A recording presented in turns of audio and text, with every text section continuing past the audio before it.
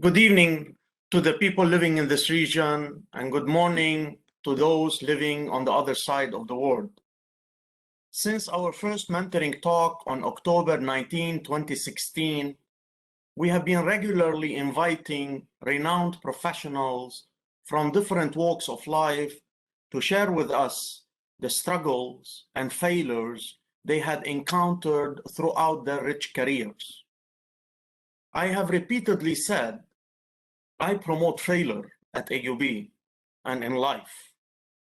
Two beautiful quotes illustrate our vision about mentoring.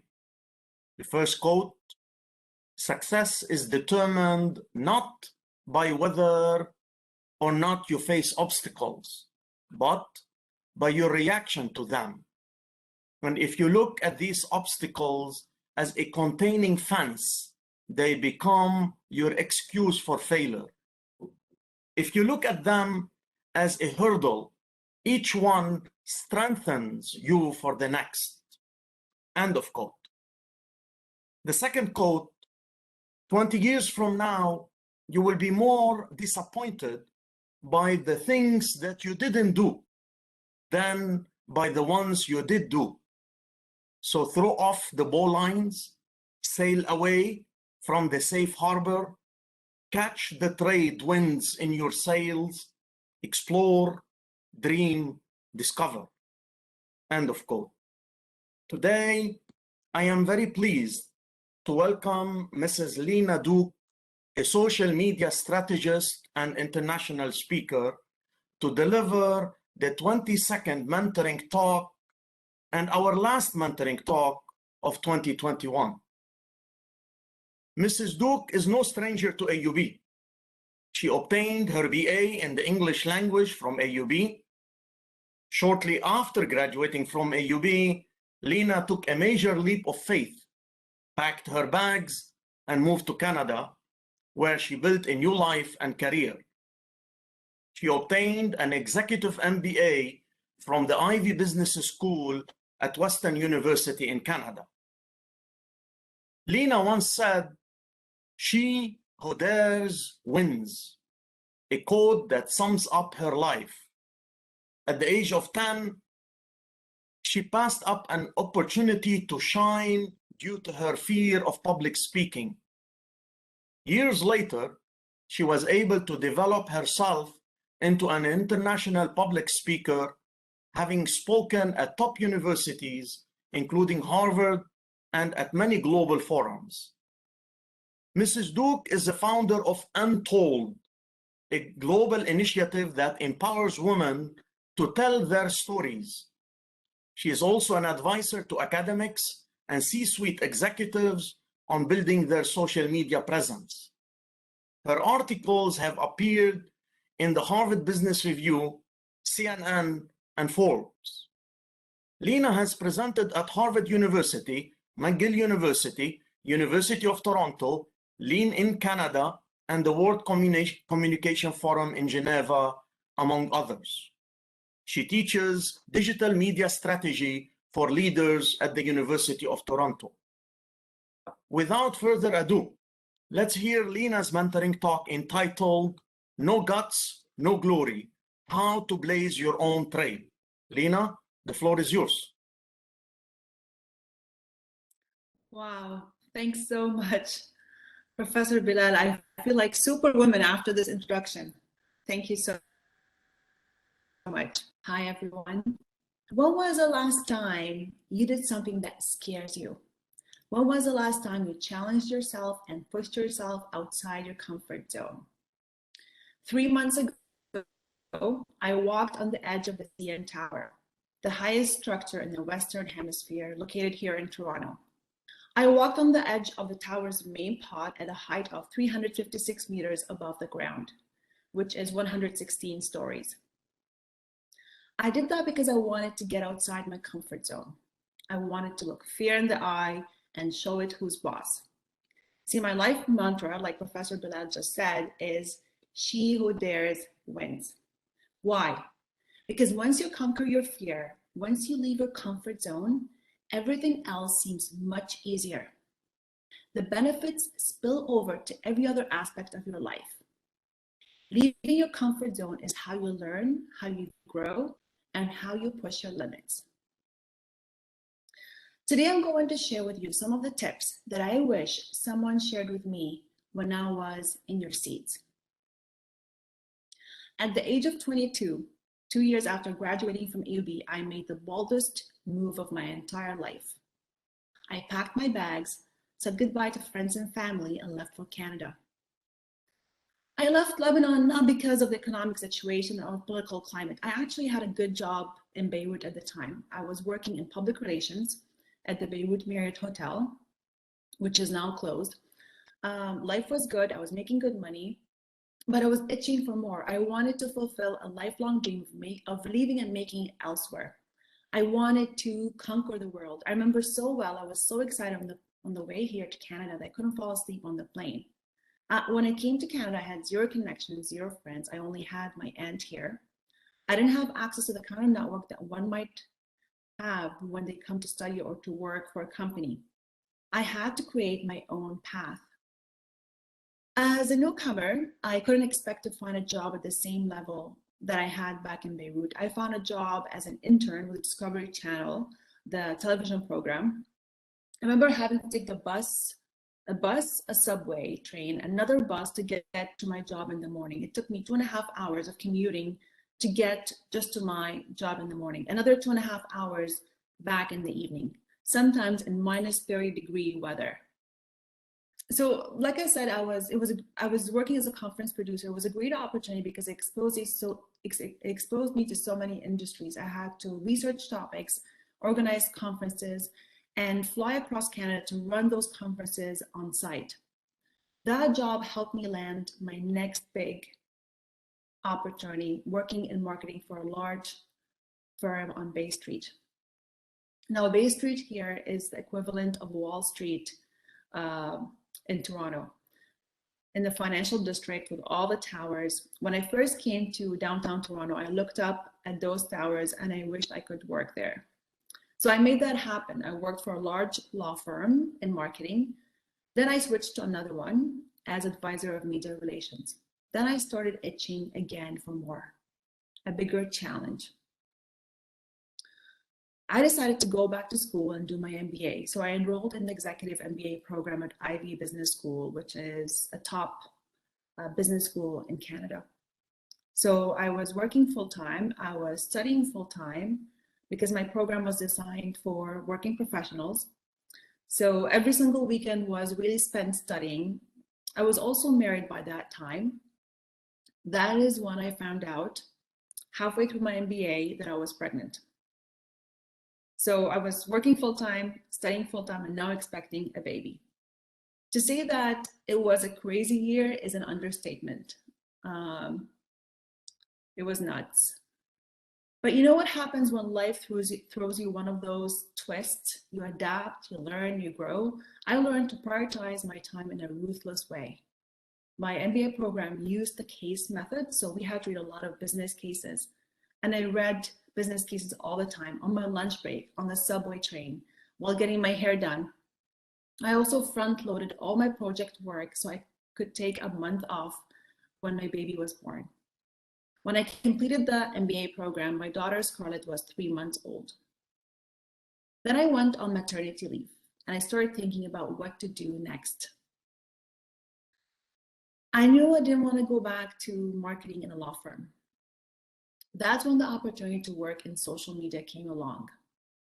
When I was working as a conference producer, I organized 2 conferences on social media. They were the 2 of the first conferences to be held on social media in Canada. And in order for me to organize the conference, I had to get on Twitter and LinkedIn early and learn how to use these tools really well.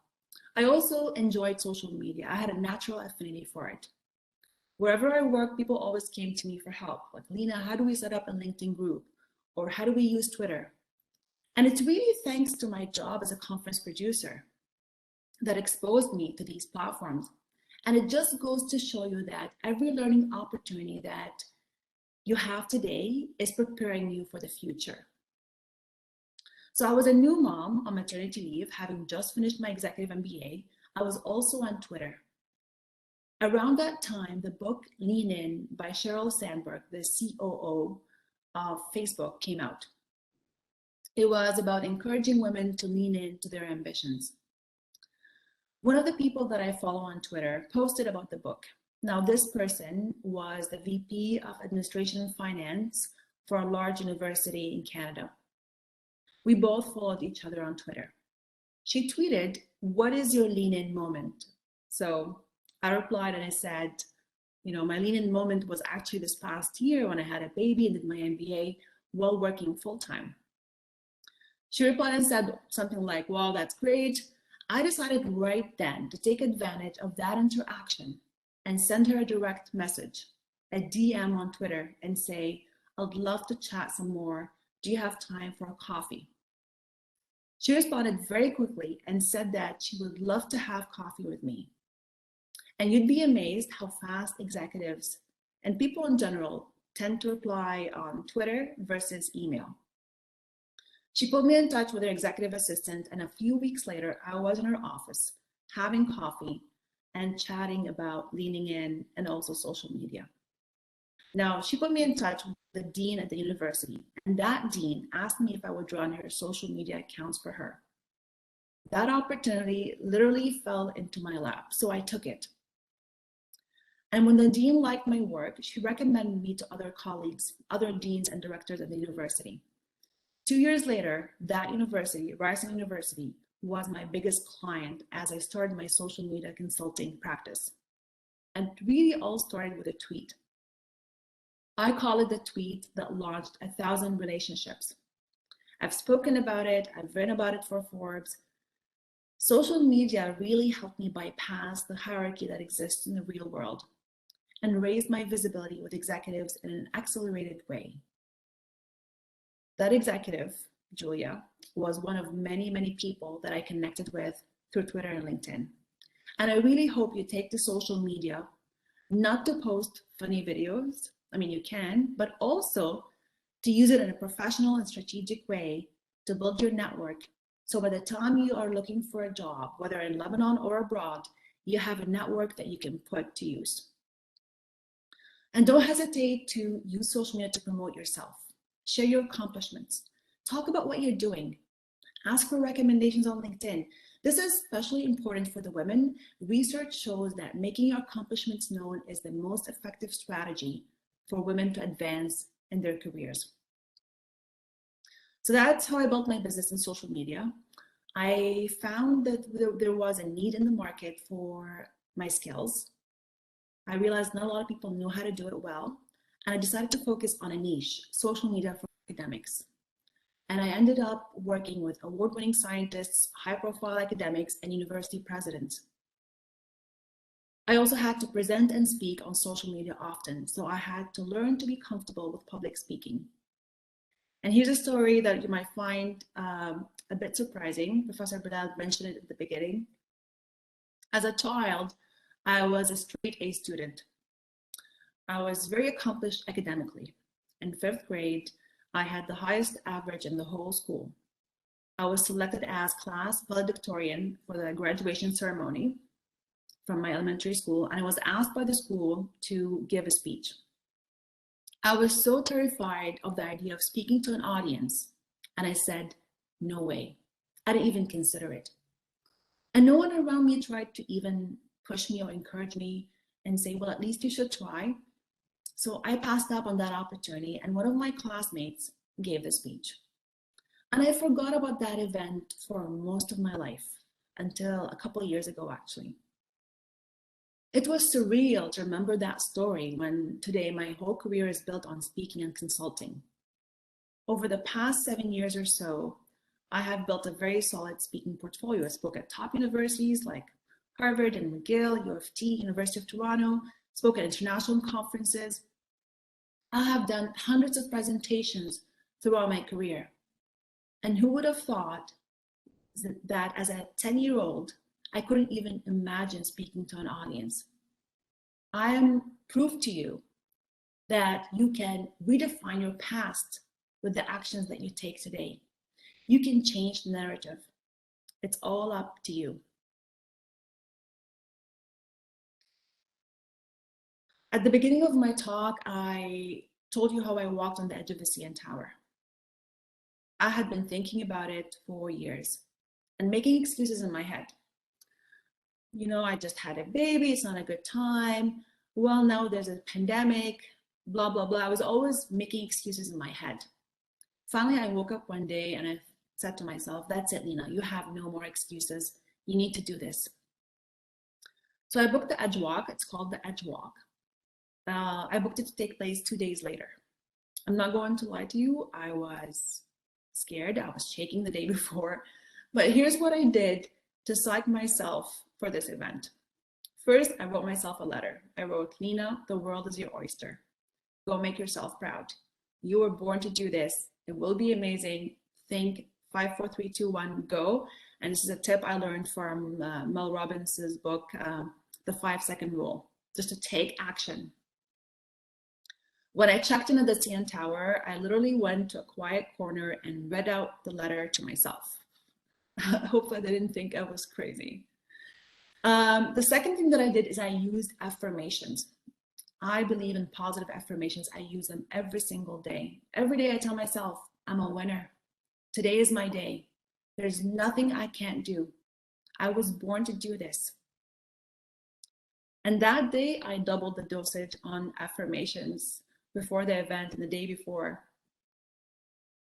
Third, and this is important, I reframed my fear as excitement. I kept telling myself, I'm so excited, this is so exciting, that I actually started getting excited. I also do that before public speaking at an event. If I find myself nervous, I keep telling myself that I'm excited. So by the time I got to the top of the CN Tower, I was not scared at all. And it turned out to be so much fun that I'm going to do it again with my daughter when she's old enough. And it gave me such a boost. I was high on that experience for weeks. And every time I come across something that seems uncomfortable, I tell myself, well, if I can walk on the edge of the CN Tower, I can definitely do this. I try to constantly challenge myself, which is why I think I came to Canada, which is why I think I overcame my fear of public speaking. I dare to dare myself. So back to the question that I asked you at the beginning of the talk. When was the last time you did something that scares you? Whether it's presenting to an audience or running for club president or skydiving, whatever it is, pick something that makes you uncomfortable and do it. Feel the fear and do it anyway. There's a wonderful quote by Joseph Campbell, who was an American professor of literature. And he writes, if you can see your path laid out in front of you step by step, you know it's not your path. Your own path you make with every step you take. That's why it's your path. So go create your own path, blaze your own trail, believe in yourself, dare to dare yourself, because she who dares wins, and he who dares wins. Thank you. Thank you very much. On behalf of all attendees, I really thank you for this beautiful talk. For all attendees, please enter your questions in the Q&A box. Indicate where you are coming from and what you do in life. I will be reading the questions and Mrs. Duque will be answering your questions. When was the last time you were here in Lebanon? 2019. 2019. So you haven't been here during this whole turmoil.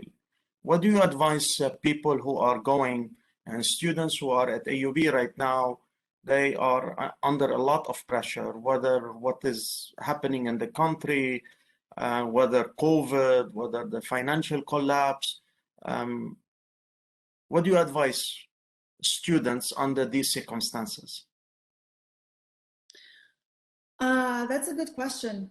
And it brought me, when you were saying that, I remember being a student in school and middle school and, you know, hearing planes above hovering and airstrikes, and I always tried to block them out and just focus on what I was doing. my advice to them is to really focus on what you have control over. You have no control over the economic situation. You have no control over the politics, but you can just control your own world. Focus on being the best that you can be under these circumstances. Take care of yourself mentally, physically, focus on your studies, try the best that you can be. Try to be a role model to others. And I think that's the best you can do right now, considering everything. Okay, first question from the audience. This question is from Tanya Kuturi. She is writing to us from London in the United Kingdom right now. What is the next thing you have planned that makes you feel uncomfortable? Basically, what is next? She's asking you.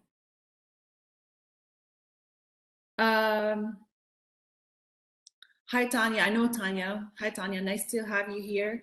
I don't know yet. It might be, for me personally, it might be a second language and being comfortable and maybe appearing on a podcast in that language. It could be French for me because it's my third language. That would be something that would be very uncomfortable. It would make me sweat. So then maybe that's my next challenge. Something that makes me, but this is personal to me. If you're a fluent French speaker, that's not uncomfortable to you.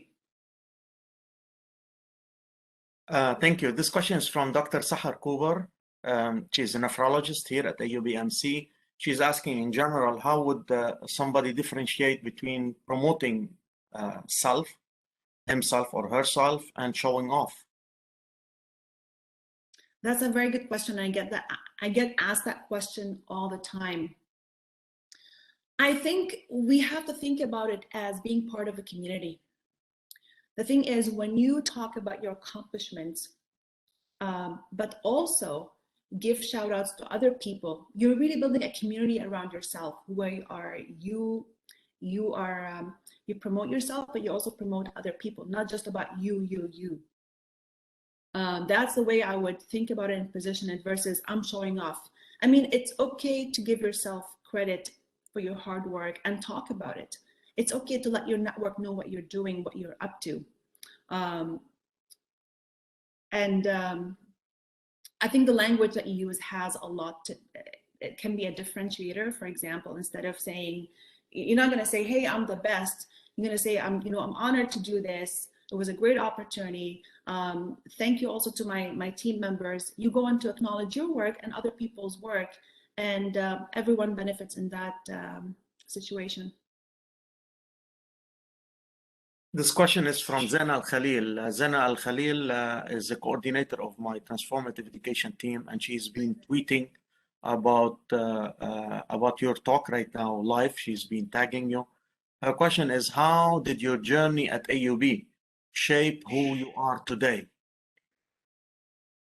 That's an amazing question. Thank you. AUB was my launching pad.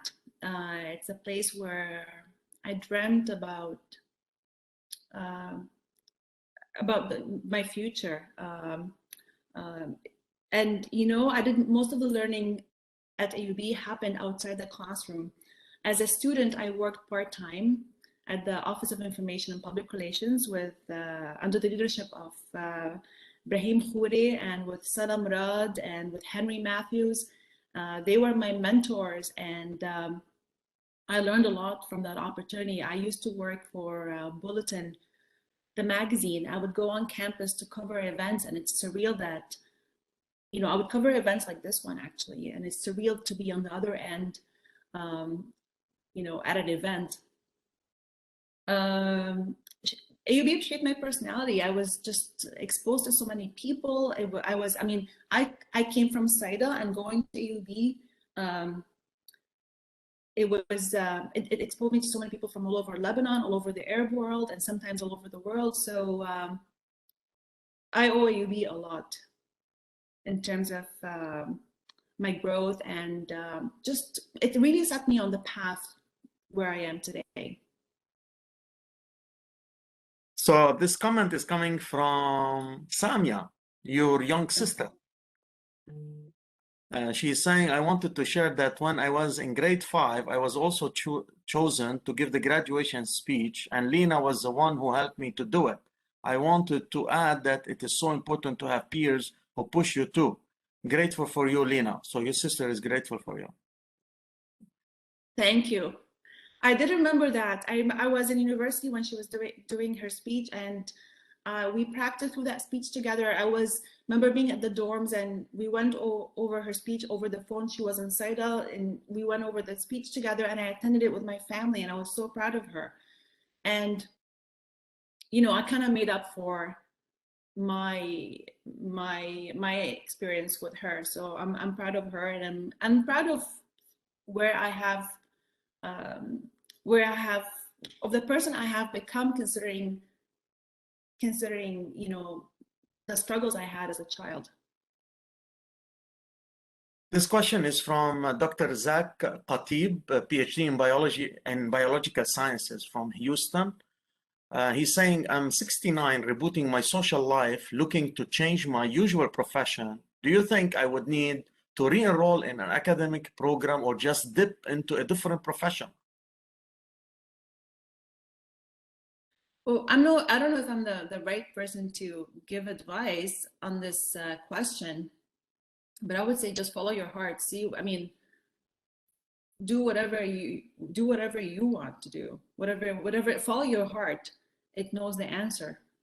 But having become, I think the person is an academic. Maybe you want to try something else, a different profession. See what's see what interests you, what engages you, and go for it. Get out of academia, see the real world for a second. This question is from Aline Yakobian. She's an AUB MC staff and currently a PhD student at USG. She is telling you it's an excellent talk. And her question is, do you believe in luck or only hard work? Both. I believe in both. But there's a very nice quote by Oprah, I think, that luck is work in preparation, or something about a combination of both. I think you need both.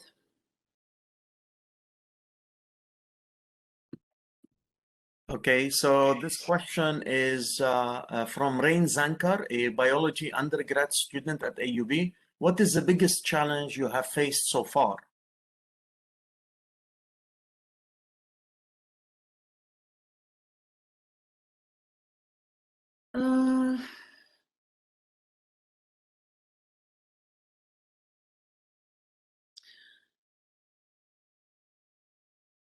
And her second question is, what does your daughter see in you today? Oh, my daughter thinks I'm the strongest woman on the face of this earth. She really looks up to me. She thinks I'm her role model. How old is she? She is 9. I have 2 daughters. I have a 9-year-old and a 3-year-old. The 9-year-old really thinks very highly of me, and she can't wait to turn 13 so we can do the edge walk together, because you have to be 13 to minimum to do the edge walk. But in terms of the challenge, I would say, I'm not going to say coming to Canada. I feel like it happened such a long time ago, but I would say my current challenge could be self-doubt. Self-doubt sometimes creeps in, and it's really important that that I always remind myself of of the hard work, of the accomplishments that I have done, so I can overcome self-doubt. So when Professor Bilal invited me to do the talk, and I looked at the previous speakers, I looked at the Nobel laureates, I was like, oh my God, why did he invite me? But then that was for a second, and I was like, no, stop doing this. You've worked hard for what you for what you have accomplished, and you are worthy of being here. I belong here. So I think it's very important to learn early on how to overcome that self-doubt and that inner critic in your head, to learn how to turn it off, shut it up, and say, no, I belong here.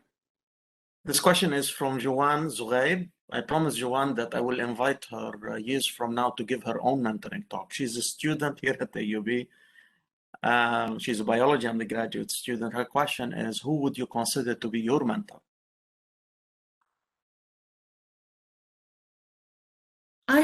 don't have just one mentor. I have a group of mentors that I go to sometimes for advice, for questions.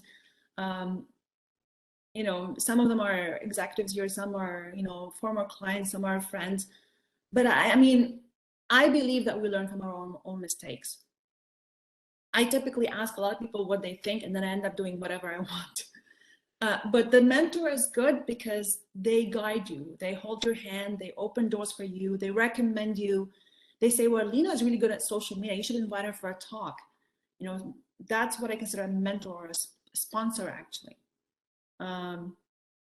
But I have a group of mentors. You don't have to have one mentor only. You can have a bunch of mentors, and you go to them for different reasons, different purposes. Thank you. This question is from Dr. Arij Mirai. Thanks for an amazing talk. Do you think moving to Canada helped in being yourself? Where do you imagine yourself if you have stayed in Lebanon? I've asked myself that question hundreds of times over the years. You know, what could have happened had I stayed in Lebanon? Because I miss being home. That's another thing that I discovered. It maybe I didn't mention that during my talk, is that when I left Lebanon, I couldn't stand. I wanted to leave Lebanon any way I could. I was rebelling in a way, and I was also I felt constrained as a woman by our culture. I felt that way, and it's one reason I left. I think I would have found myself whether I stayed in Lebanon or come here. I don't think the location has much to it. A lot of it has to do with growth, working on myself, working hard for my goals, following my dreams, believing in myself. Had I stayed home and did all those things, I think I would have been in a good place as well. Thank you. This question is from Lina Hajjadiab. She is majoring in nutrition here at AUB. Thank you so much for this talk, so motivating. My question is that you play many roles in your life. You're a mother, a sister, a social media strategist, a speaker. Which one do you think you are best at and why? Wow.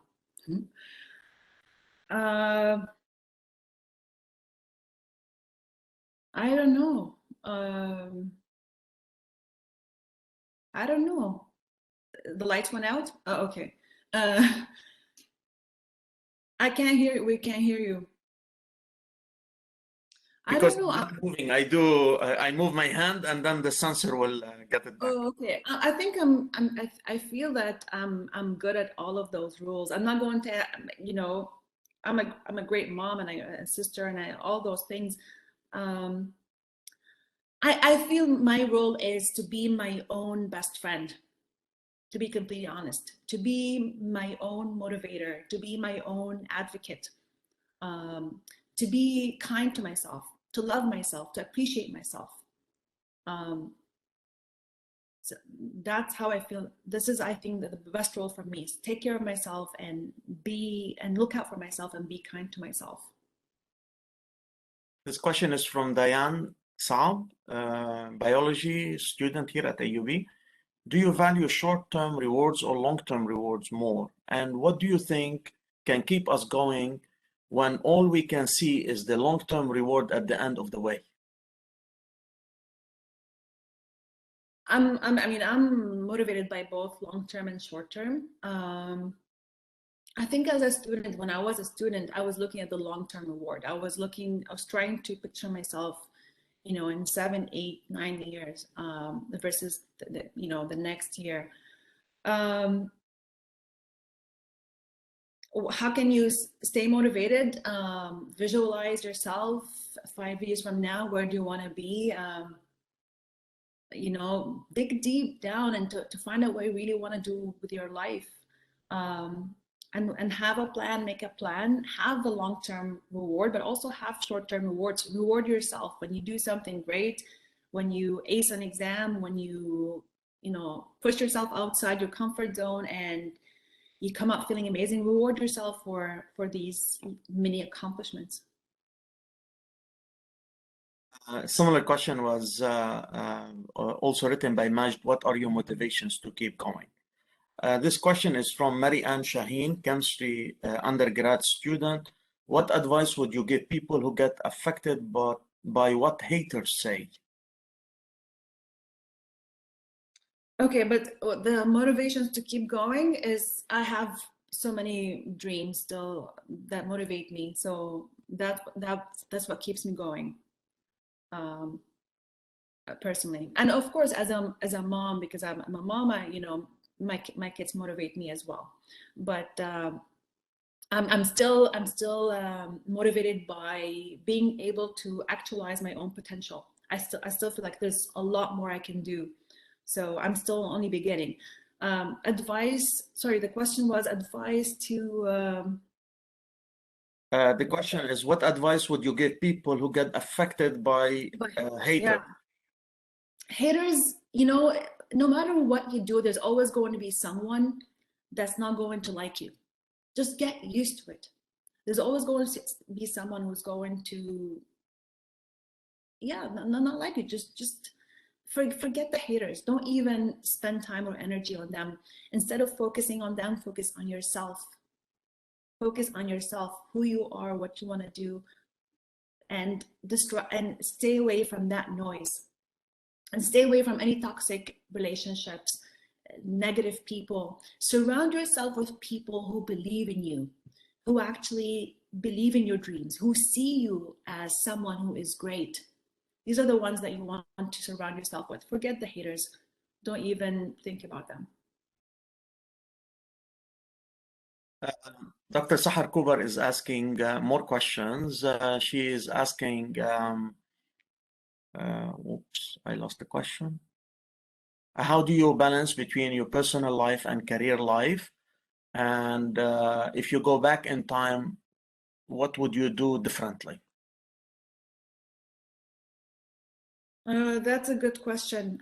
In terms of balance, I see it as a flow, because sometimes it depends on what's going on in my life. I could be spending, I could be focusing on my family life, and other times if I have a deadline, I have a project that I'm working on my project. So there's no such thing as, I don't do things by the book. It depends on what's going on in my life and in my career. If I were to go back, what would I do differently? Maybe I would have pursued a full-time opportunity versus consulting after my MBA. That was what I would have done differently. But then social media came along, so you never know what could have happened, what could be best. But I find, that's the only way I could, that's the only thing I can think of. Another question from Diane Saab. Is being harsh on ourselves a good mindset to accomplish more? It's the worst. It's the worst you can do to yourself. This is not how you want to speak to yourself. You want to be kind to yourself. I'm not saying you let yourself get away with anything and everything. Think about your best friend. How do you motivate your best friend? Do you give your best friend a hard time if they miss an opportunity? No, you want to motivate yourself. You want to love yourself and be there for yourself and be kind to yourself. This thing about being harsh on ourselves, being hard on ourselves, you only end up hating yourself, and then that reflects on your relationships with other people. Be kind to yourself.